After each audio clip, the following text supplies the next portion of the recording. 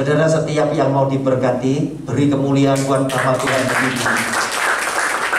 Saudara yang dikasih oleh Tuhan, tema yang diberikan oleh Pak Gembala kepada saya adalah, karena itu haruslah kamu sempurna sama seperti Bapamu yang di surga adalah sempurna. Saudara, saya memberikan subtema pada pagi yang indah ini adalah karakter Bapa yang diwariskan. Saudara, mari kita buka firman Tuhan dari Matius pasal yang kelima. Saya mau bacakan mulai ayat 44 sampai dengan 48 supaya tidak terputus.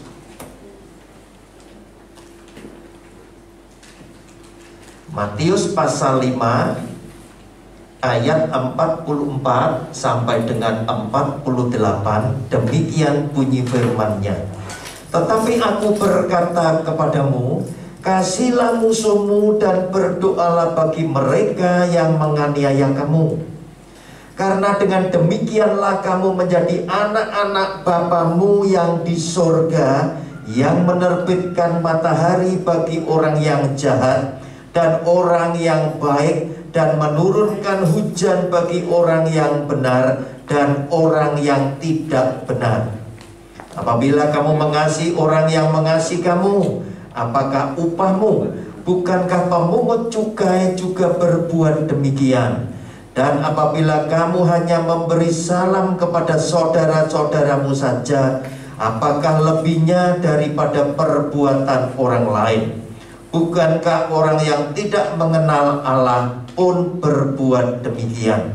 Karena itu haruslah kamu sempurna sama seperti Bapamu yang di surga adalah sempurna. Saudara, perhatikan ayat 48, ada pada kata haruslah. Berarti itu sebuah perintah Tuhan yang saudara dan saya harus lakukan. Muncul pertanyaan, apakah semuanya taat? Pasti tidak. 90% dari firman Allah itu gagal dilakukan oleh orang percaya. Kenapa, saudara? Karena ternyata setelah Tuhan memberkati manusia dengan free will, dengan kehendak bebas, manusia boleh memilih untuk taat kepada perintah Tuhan atau untuk melanggar atas firman Tuhan. Terserah manusia. Dan Tuhan tidak intervensi. Akibat free will tadi, manusia banyak yang gagal mentaati perintah Tuhan. Saudara, di dalam bacaan tadi Tuhan ingin sampaikan kepada saudara dan saya bahwa ternyata di dunia ini tadi hidup bersama-sama dengan kita juga bersama dengan orang-orang yang jahat. Tidak semuanya baik. Tetapi Tuhan ingin angkat saudara dan saya menjadi anak-anaknya jika ternyata saudara dan saya bisa melakukan apa yang dikatakan oleh Tuhan, sama seperti Dia yang sempurna, yang memberikan hujan, memberikan panas kepada baik orang jahat maupun orang baik. Jika kita hanya mengasihi orang yang baik kepada kita, apa bedanya kita dengan mereka yang jahat? Dan Tuhan inginkan saudara dan saya punya beda dengan orang-orang dunia, sebab kita mampu menjalankan firman Tuhan, mengasihi orang yang menganiaya kita, mengasihi semua orang yang berbuat jahat kepada kita. Nah, saudara yang dikasihi oleh Tuhan, kesempurnaan Tuhan ingin diwariskan kepada saudara dan saya. Yang seperti apa karakter Tuhan yang sesungguhnya? Saudara, kita lihat Matius pasal 9 ayatnya yang ke-13. Matius pasal 9 ayatnya yang ke-13. Jadi pergilah dan pelajarilah arti firman ini. Yang kukehendaki ialah belas kasihan dan bukan persembahan. Silakan digaris bawahi, Anda punya Alkitab.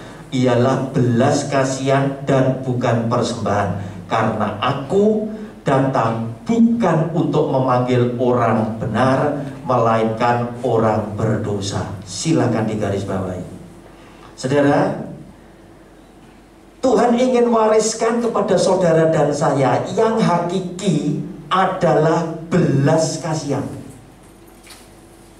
Belas kasihan. Walaupun persembahan itu pun juga adalah baik dan benar, karena dia juga perintahkan di dalam Matius pasal 25, dan dia berkata, ketika aku lapar kamu kasih aku makan, ketika aku haus kamu kasih aku minum. Itu tetap penting saudara lakukan.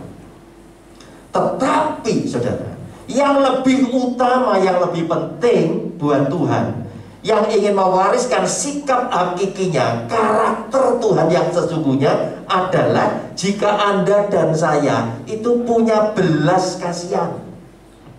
Sehingga dengan belas kasihan itulah kita akan melakukan kebaikan, kebenaran kepada Tuhan dan sesama dengan tidak memandang muka.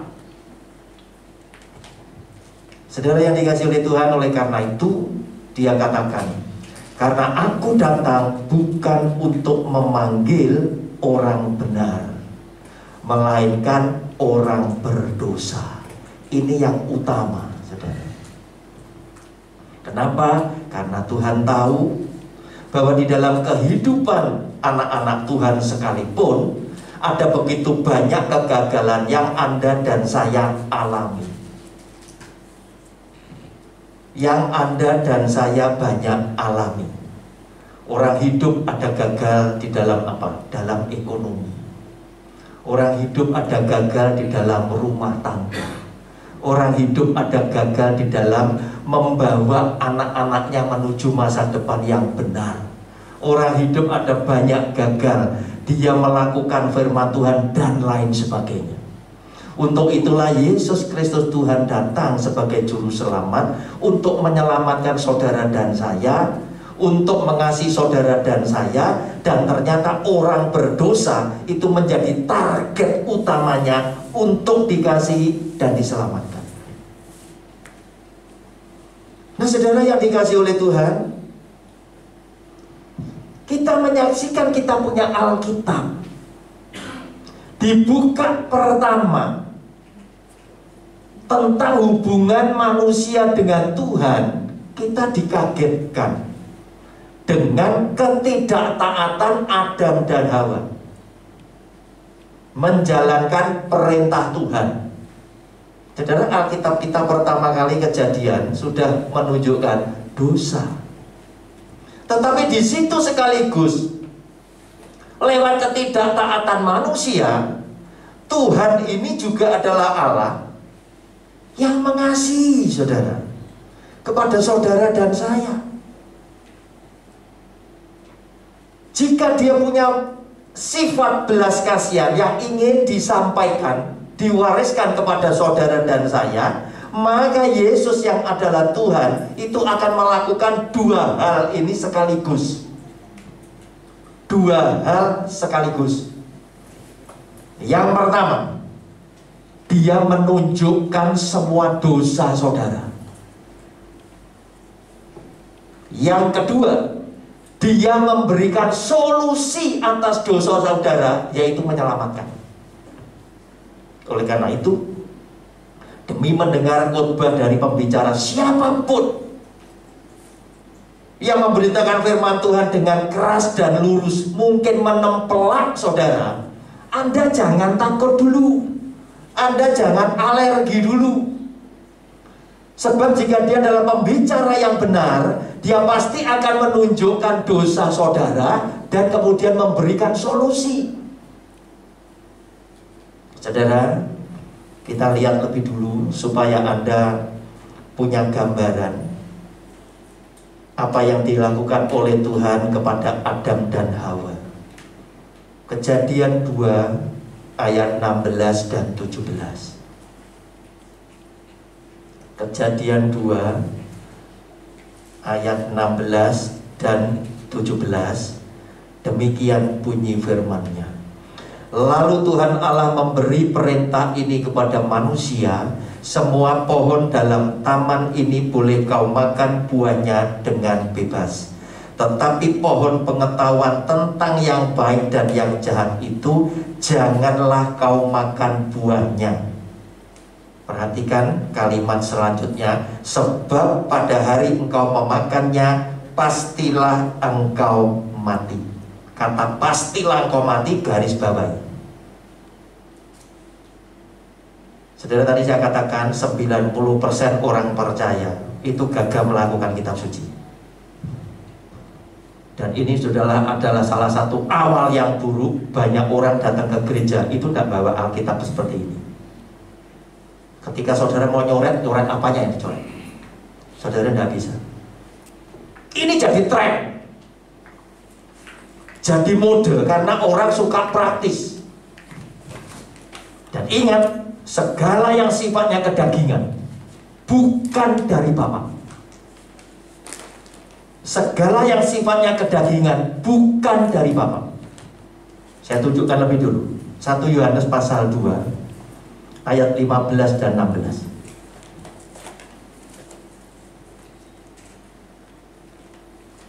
Hati-hati kalau Anda dirangsang dengan kedagingan. Ingat, bukan dari Bapa. 15-16.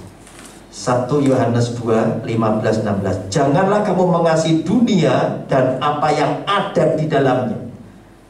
Jikalau orang mengasihi dunia, maka kasih akan Bapa tidak ada di dalam orang itu. Sebab semua yang ada di dalam dunia ternyata isinya cuma 3, yaitu keinginan daging dan keinginan mata serta keangkuhan hidup, bukanlah berasal dari Bapa melainkan dari dunia. Kalau saudara terpikat dengan yang sifatnya daging ini tadi, hati-hati.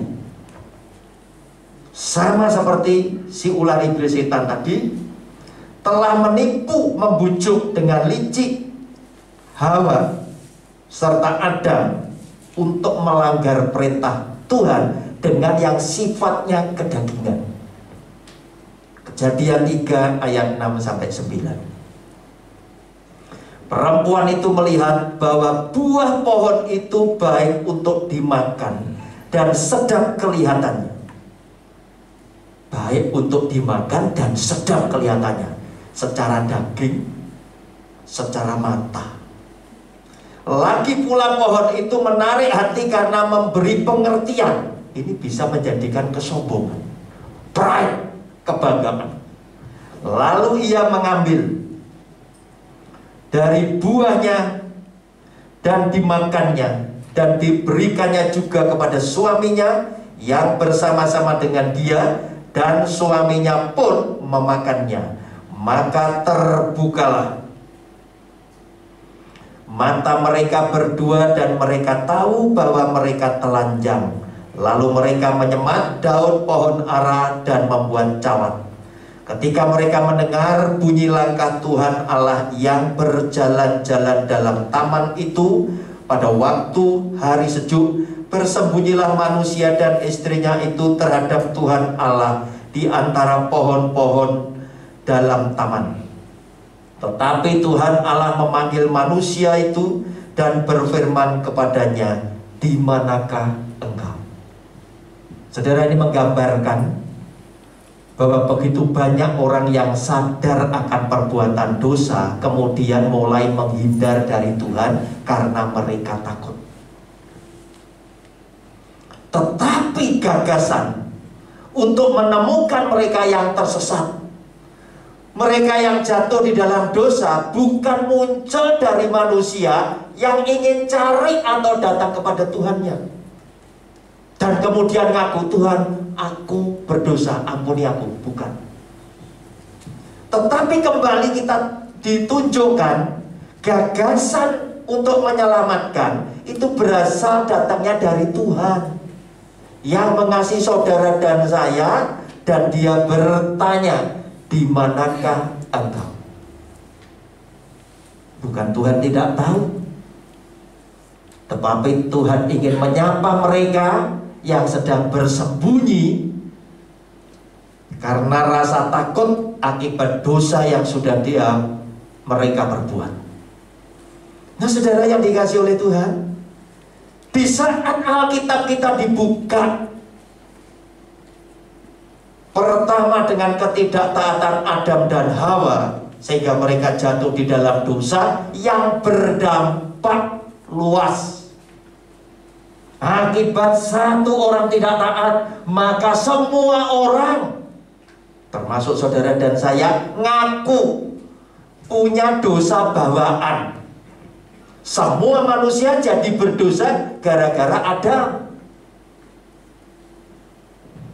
Tuhan yang Maha Kasih kepada saudara dan saya, yang ingin menjadikan orang yang berdosa sebagai target untuk diselamatkan, untuk dikasih, dia langsung merancangkan karya keselamatan di dalam Kejadian 3 ayat 15. Aku akan mengadakan permusuhan antara engkau dan perempuan ini, antara keturunanmu dan keturunannya. Keturunannya yang dimaksud adalah Tuhan Yesus akan meremukkan kepalamu, si iblis, ular tadi, setan tadi, dan engkau akan meremukkan tumitnya. Saudara, iblis, setan hanya bisa buat saudara dan saya sengsara, kesakitan. Tetapi keturunannya Tuhan Yesus sudah buktikan, maut dia kalahkan. Saudara dan saya akan kalahkan tipu daya muslihat iblis, setan. Tetapi setan, iblis tadi hanya bisa membuat kita kesakitan, kita menderita. Maksimal seperti itu. Nah, saudara, dia tunjukkan lebih dulu dosa Adam dan Hawa, bahwa kamu telah berbuat dosa, dengan cara dia mencari Adam dan Hawa yang lagi bersembunyi karena mereka malu, mereka takut, karena mereka telanjang. Tetapi Tuhan yang menunjukkan dosa saudara dan saya sekaligus adalah Tuhan yang memberikan solusi atas dosa yang sudah kita perbuat, yaitu dia merancangkan karya keselamatan atas saudara dan saya lewat Tuhan Yesus yang menebus dosa dunia di atas kayu salib. Saudara, yang kedua, ini terjadi di tengah-tengah masyarakat kita. Mungkin juga terjadi di antara orang-orang Kristen sendiri. Saya angkat kasus, sebab apa saudara? Karena saya lebih senang berbicara tentang kasus-kasus tertentu yang ditangani oleh Yesus Kristus sebagai juru selamat satu-satunya. Sebab lewat apa yang dia tangani secara nyata, saya baru bisa tahu isi hati Tuhan yang sesungguhnya itu seperti ini. Ketika ada kejadian, dia bertindak apa? Itulah isi hati Tuhan. Bukan hanya semata-mata yang tertulis di dalam kitab suci. Karena apa? Kalau Anda hanya telan yang tertulis dalam kitab suci, nanti Anda kadang berpikir, kenapa ini kok bertolak belakang? Nanti saya tunjukkan. Saudara, Yohanes pasal 4. Saya bacakan ayat 21. Yohanes pasal 4 ayat 8, ayat 6 sampai dengan ayat 18.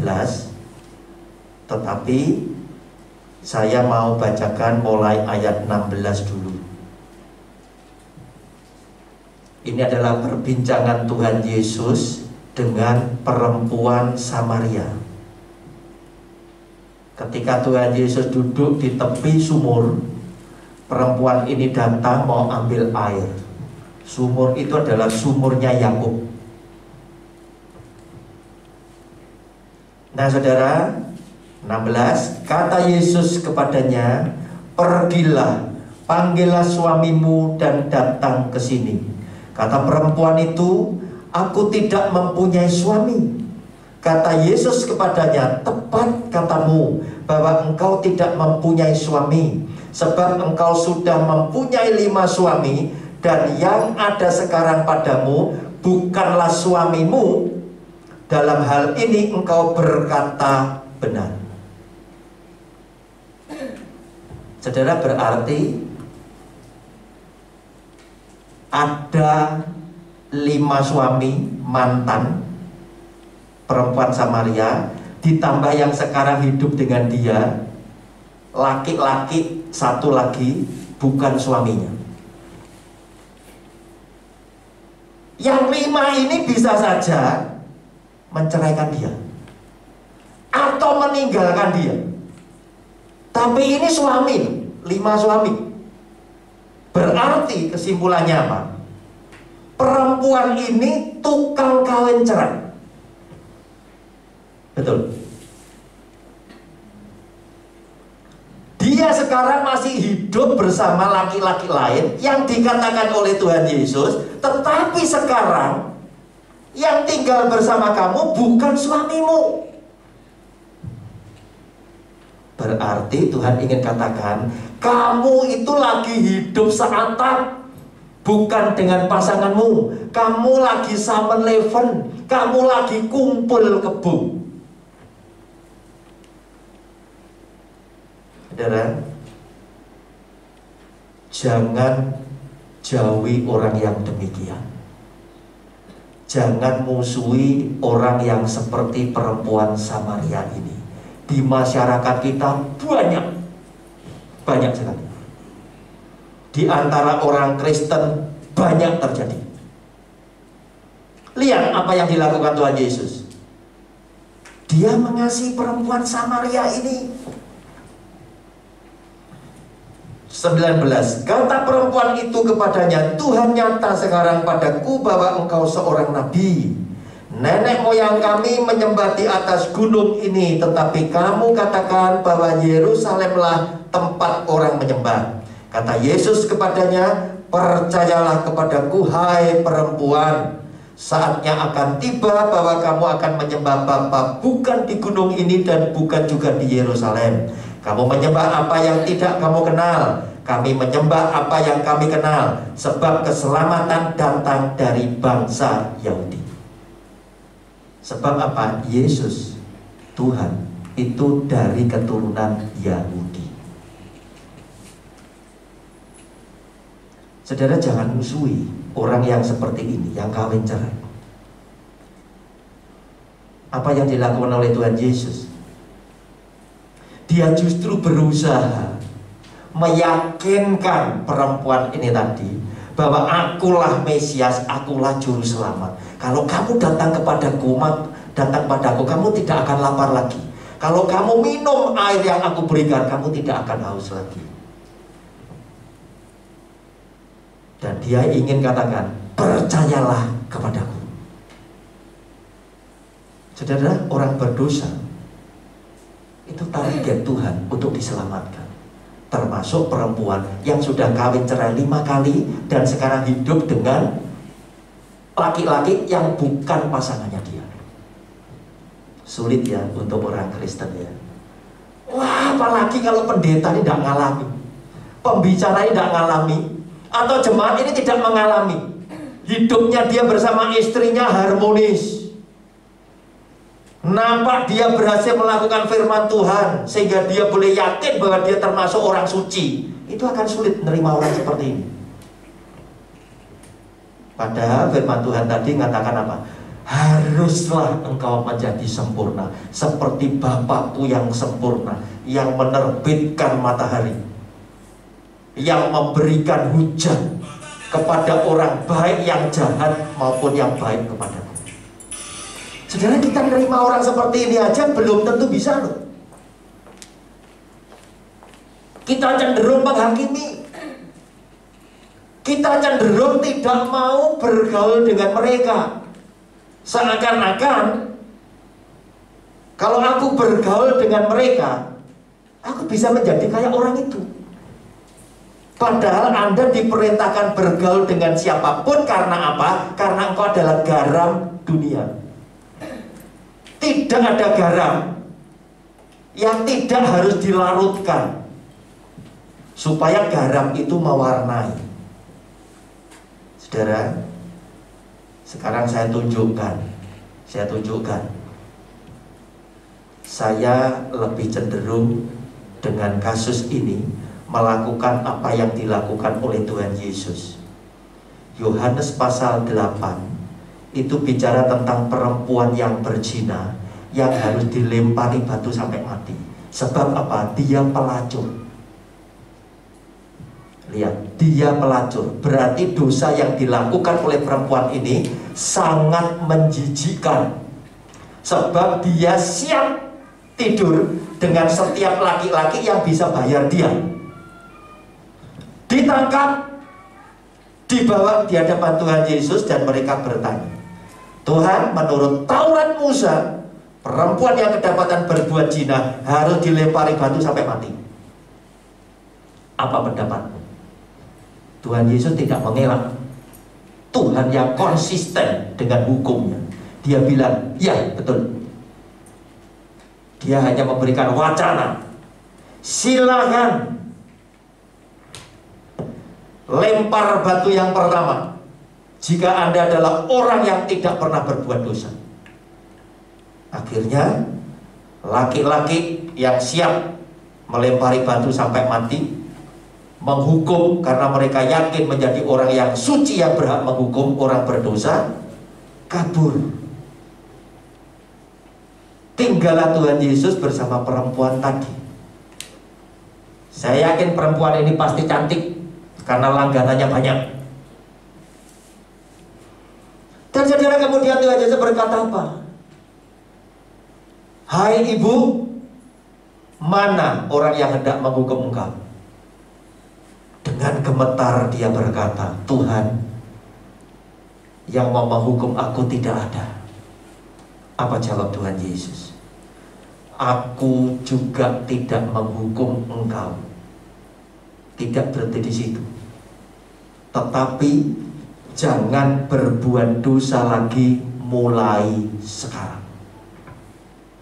Pengampunan tetap diberikan oleh Kristus kepada siapapun yang berbuat dosa, sebesar apapun, seberat apapun dosa yang saudara dan saya lakukan. Dia adalah Tuhan yang sanggup untuk mengampuni. Yang tidak bisa ngampuni itu gereja, jemaat, tidak bisa. Nganggap orang ini jijik. Saudara, orang ini adalah orang yang dicintai Kristus, yang dia datang spesial untuk orang-orang seperti ini, yaitu saudara dan saya. Nah saudara yang dikasihi oleh Tuhan, apa yang terjadi jika di tengah-tengah jemaat ada yang kawin cerai, terus kemudian kawin lagi? Video saya sudah ada di YouTube sebelum saya khotbah ini. Saya suka ngangkat kasus-kasus tertentu. Kemudian ada seseorang yang mengirimkan sanggah berupa ayat firman Tuhan, dan beliau adalah seorang pendeta. Beliau minta saya mencerahkan ayat ini, 1 Korintus 6 ayat 9 dan 10. Saudara, inilah yang tadi saya katakan, kalau Anda cuma telan pengertian itu mentah-mentah dari apa yang tertulis sekalipun, saudara nanti akan merasakan dengan sikap Tuhan Yesus, dengan realita yang Yesus Kristus Tuhan lakukan, itu bertolak belakang. Atau tidak tahukah kamu bahwa orang-orang yang tidak adil saja ya, tidak akan mendapat bagian dalam kerajaan Allah.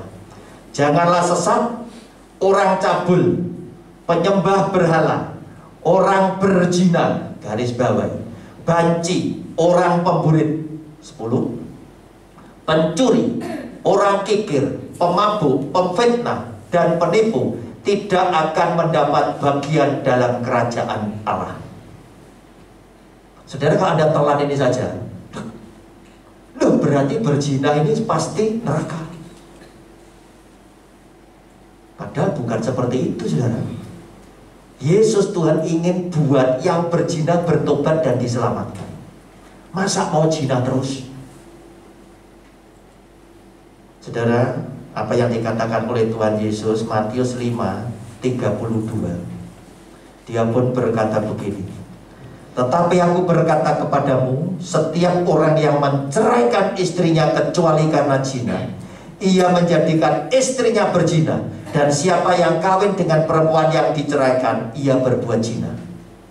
Pertanyaannya, kalau akhirnya orang ini cerai, apapun alasannya, tapi bukan karena cerai mati, sehingga yang kawin dengan dudo atau dengan janda ini, itu masuk dalam zina.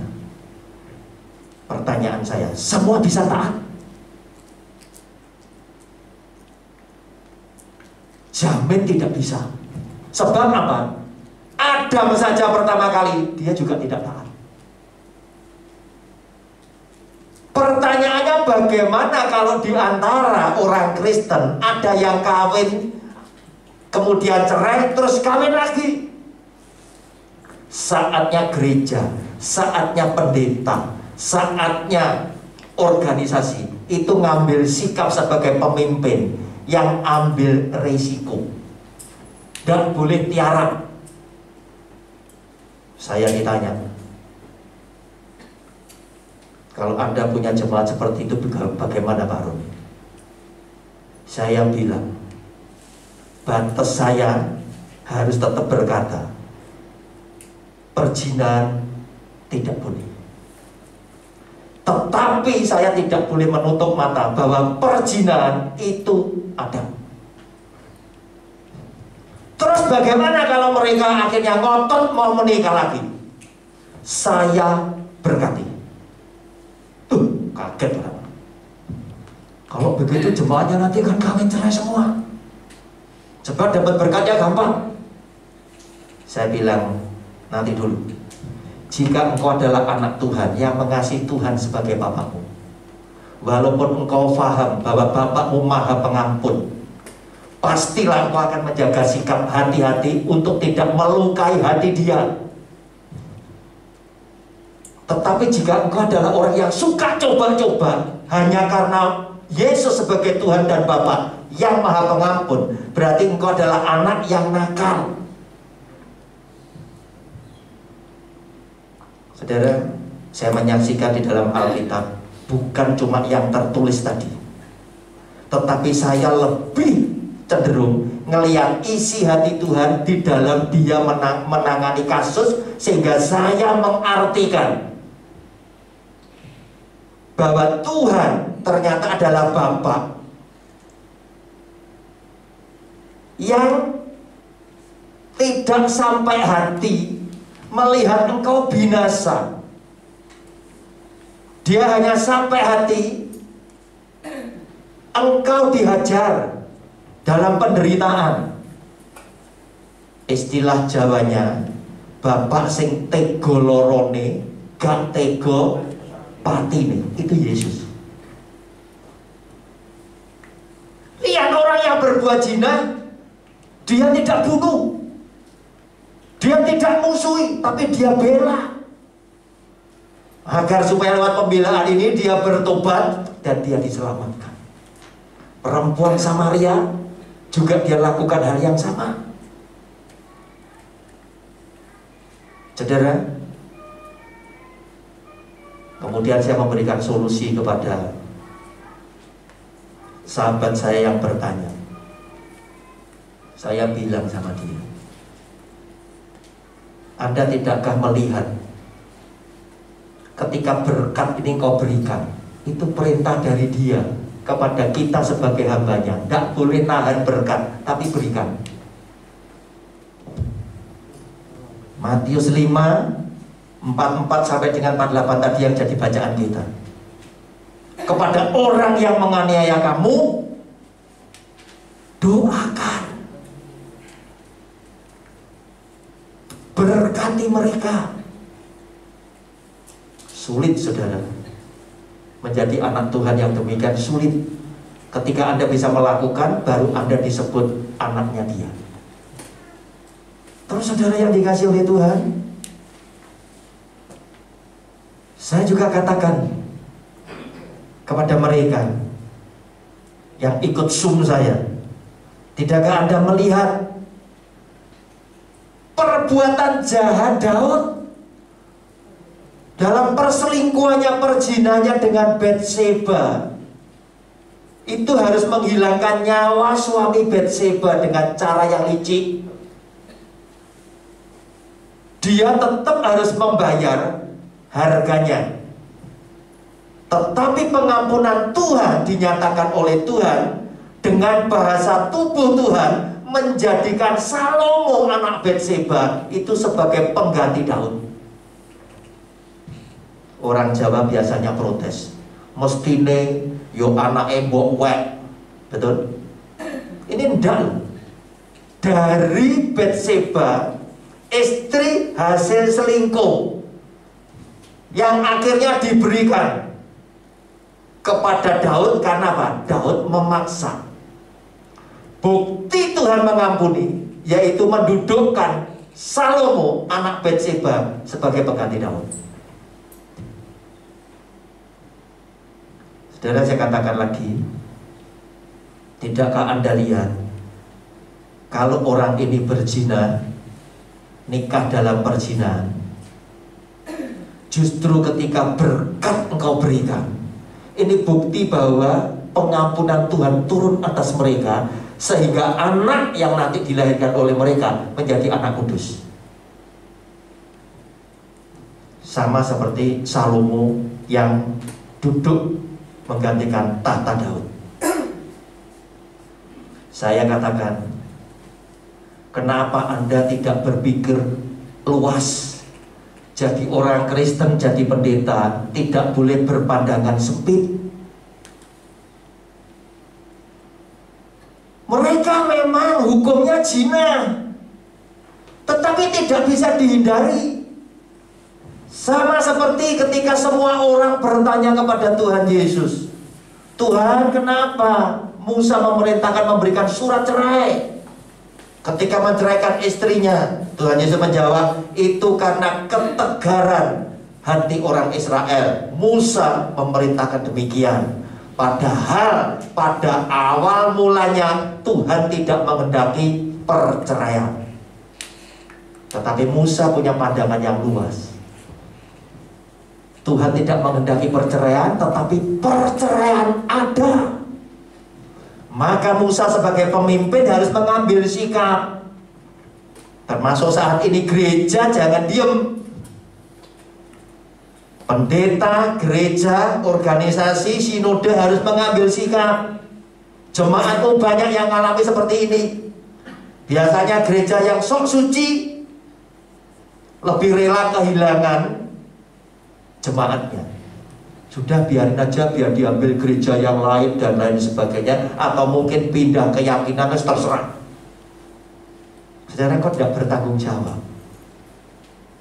dengan jiwa yang harusnya dikasih oleh Kristus untuk diselamatkan. Saudara, ini dosa siapa? Dosa pasangan dua orang, dosa personal. Saya katakan begitu. Saya nanya, kalau ada duda, ada janda kemudian menikah, yang menurut Alkitab hukumnya zina, yang berdosa siapa? Adalah mereka. Berdampak luas tidak? Tidak. Tetapi ketika gereja bersikap memberikan berkat, sekaligus pengampunan itu turun atas mereka berdua. Ini dosa kecil, dosa personal yang tidak berdampak kepada dunia. Sedangkan dosa yang berdampak kepada seluruh orang, dosa Adam dan Hawa, Tuhan mencarikan jalan keluar untuk saudara dan saya selamat. Ini dosa kecil, dosa remeh, dosa personal. Tetapi giliran Anda dan saya yang sudah diselamatkan Tuhan ingin menolong orang ini, di mana kasihmu? Di mana? Orang Kristen yang suka ngomong kasih. Ini dosa personal. Tidakkah kita punya Tuhan sanggup mengampuni dosa sebesar apapun, dosa seberat apapun? Padahal Dia berkata, jika dosamu merah seperti kirmisi, akan putih seperti bulu domba. Yang mana? Oleh karena itu saudara, sekarang kembali kepada respon kita. Ketika Dia berkata, haruslah kamu sempurna, tergantung kepada tanggapan saudara dan saya masing-masing pribadi. Untuk mengenal dengan sungguh-sungguh, untuk mengenal dengan benar dan dalam isi hati Tuhan, Yesus sebagai Tuhan dan Bapa kita. Lewat apa yang Dia lakukan, di dalam Dia menghakimi, menyelesaikan kasus-kasus tertentu, saya berharap Anda mengenal isi hati Tuhan. Dia adalah Tuhan yang sangat mengasihi saudara dan saya sebagai orang yang berdosa. Dia datang spesial untuk mencari kita yang sedang terhilang. Dia datang spesial untuk mengasihi saudara dan saya yang ada banyak kegagalan di dalam hidup ini. Teristimewa firman Tuhan yang gagal kita lakukan, teristimewa kehidupan yang gagal kita capai. Oleh karena itu saudara, pikirkan firman Tuhan pagi hari ini dengan tanggapan kita untuk menyambut Dia sebagai Tuhan yang datang untuk menyelamatkan saudara dan saya. Tuhan Yesus memberkati keluarga saudara dan keluarga saya. Amin.